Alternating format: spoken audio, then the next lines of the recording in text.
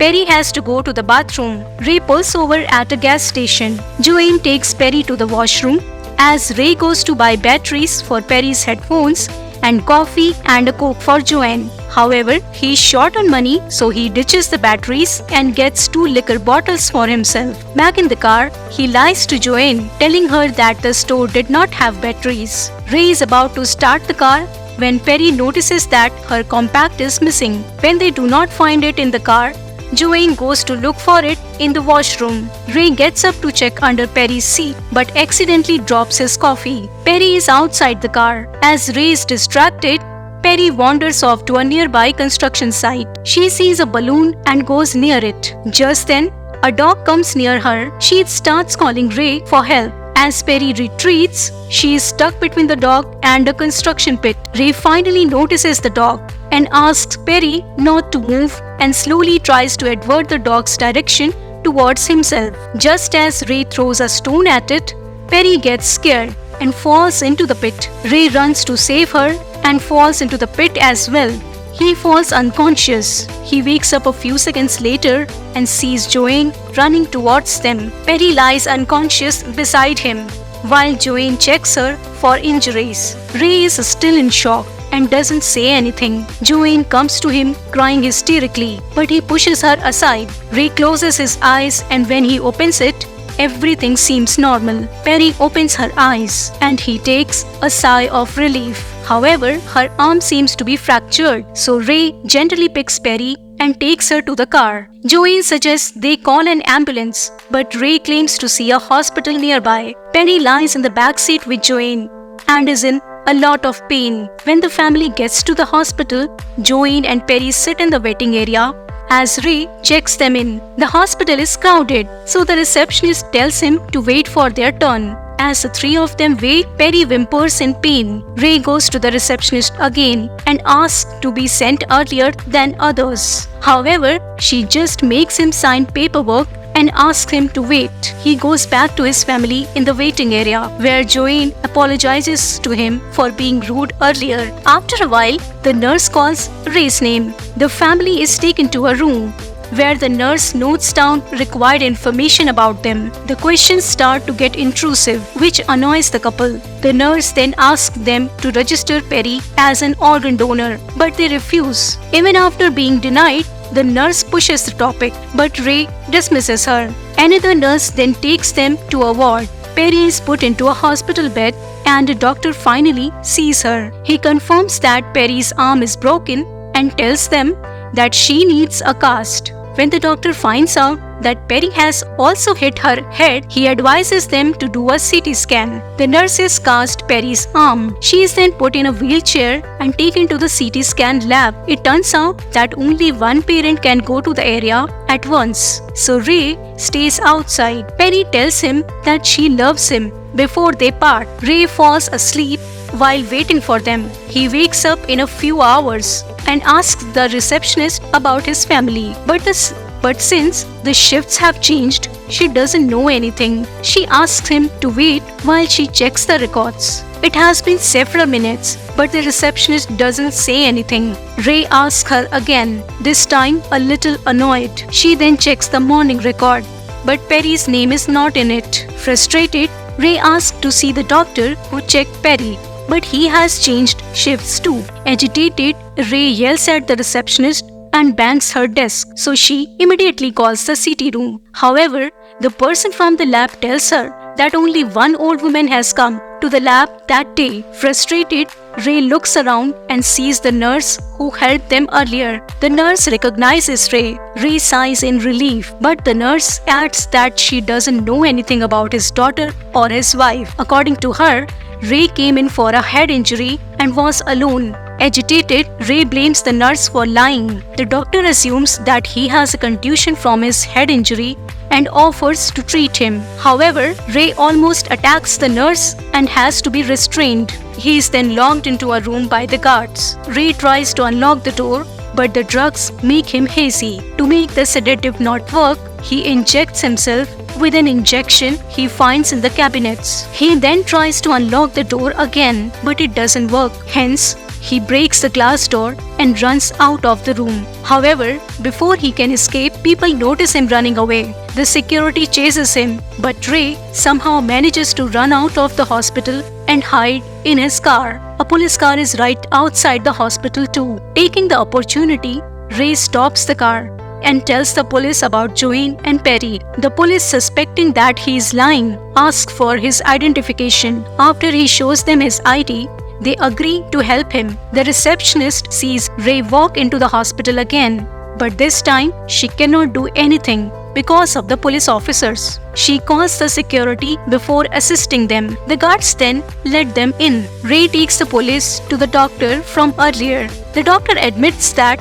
there can be a mistake in the records, and Ray demands they be taken to the CT lab. The doctor agrees. However, the guards take them to the third floor. Ray clearly remembers the CT lab being in the basement. At the lab, it is clear that Perry was never there. Ray then demands to call Dr. Bertram, who had checked Perry that morning. The staff obliges. Just then, the receptionist comes in with the paper that Ray had signed this morning. However, it doesn't prove the presence of Joanne and Perry. Dr. Bertram finally arrives and reveals that Ray came to the hospital alone to get treated for his head injury. The doctor had asked him to do a CT scan, but he refused, saying that his wife Abby was waiting for him outside. The police officers get suspicious of Ray because he has told them that his wife's name is Joanne, not Abby. Ray then reveals that Abby is his ex-wife, who has been dead for years. Helpless Ray accuses the hospital of kidnapping his family. The security guard suggests they look at the CCTV camera footage to see if Ray is lying. The group then watches the footage for the morning, but Perry and Joanne are in none of them. Ray claims that it is because of the camera's angle. The police officers do not believe Ray's story anymore. Ray then asks them to go to the gas station to figure the truth. He even finds Perry's scarf near the hospital bed. She was in the morning. He claims that this proves she was here, but the police need more evidence than that. The doctors suspect that Ray is not in a mentally stable condition, so they introduce him to a psychiatrist named Teresa Jacobs. Teresa takes Ray to a room and shows him his administration record, which doesn't mention Perry or Joanne. Teresa calmly talks to him and inquires about the incidents of that morning. She also asks him about Abby. Ray then reveals that Abby died 8 years ago in a car accident, and he couldn't save her because he was drunk. Frustrated, he starts to cry. Teresa now knows for sure that something is wrong. She suggests the police go look at the place the accident occurred this morning. According to Teresa, Joanne and Perry might still be there. The police officers then take Ray and Teresa to the construction site again. They call for backup to help them with the search. Then they find Perry's compact on the pit. They also see a pool of dried blood in the concrete. The police realize that this cannot be Ray's blood because his injury isn't that bad. The missing people and the blood make the officers realize that the place is a crime scene. However, Ray in turn blames the police officers for planting the compact and the blood to falsely accuse Ray. He believes that the police want to save the hospital for what they have done to Joanne and Perry. Teresa, on the other hand, tries to calm Ray down and asks him what happened to Perry. Ray starts to blabber. Teresa then asks him if he pushed Perry down the pit. This makes Ray go silent. He doesn't move and stares into the distance. The police then arrest him on the suspicion of killing his wife and his daughter. As they are about to handcuff him,